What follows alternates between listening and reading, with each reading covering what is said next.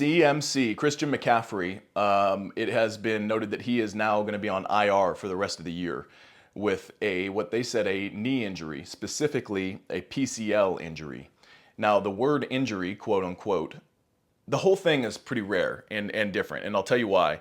I've never heard of a non-contact. I don't know if you've seen the clip, but there's a clip of CMC and this injury happening, and if they slow it down, you can see it clearly. It looks like a non-contact knee injury when somebody tears their ACL.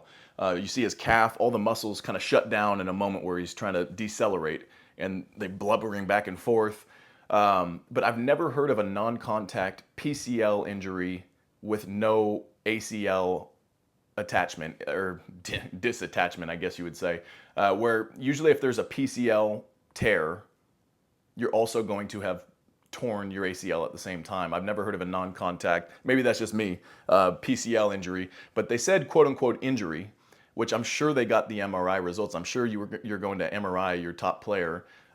It tells me it's probably not a full tear if they put injury, that language in there. But at the same time, they're going to IR him for the rest of the year, which it kind of leads me to believe what I've mostly believed the whole time is that sometimes the body takes a weird turn. He had that achilles tendinosis or tendinitis in both legs, and who knows what that came up from within the offseason, or if he was dealing with that towards the end of last season as well, and that carried over and just somehow got worse.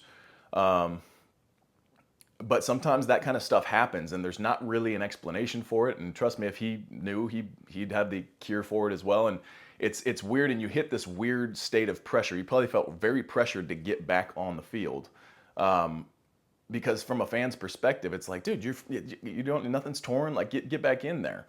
I dealt with this in 2013, where I was on the PUP list for 10 games from a routine scope.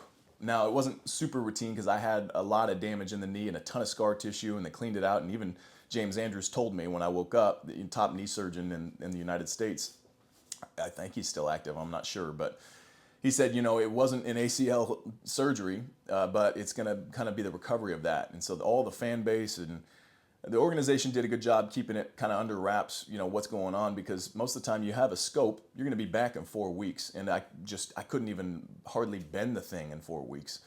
There was just so much inflammation. I wasn't running.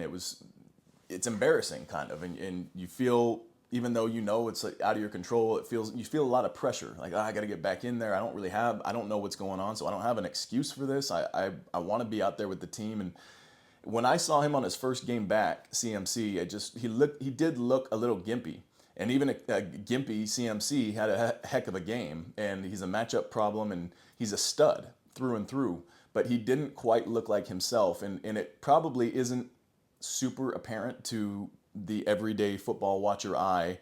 You're like, oh no, he's running, he looks fine. But I mean, I've played an entire season as a one-legged, peg-legged bandit. I know what it looks like to have your body adjust and overcompensate to make movements look natural, but then you see, okay, you're mostly planning on this leg and every cut he takes, those kinds of things. So I kind of wonder if that non-contact injury still did stem from this tendinitis being quite a big issue, and maybe he's having more of a heel stomping pattern when he's running. Because a lot of, protection of the knee comes from having really strong feet. And, not when you're heel stomping, it makes the deceleration process, especially if that anterior tibialis is weak, it juts on the knee really hard. And so you have to wonder, I'm sure that it's all connected somehow. I feel for him. He's such a stud. He's living out my dream of being a top tier white running back. I was destined for it, but I wasn't. I just didn't have the ability. He's living out my dream.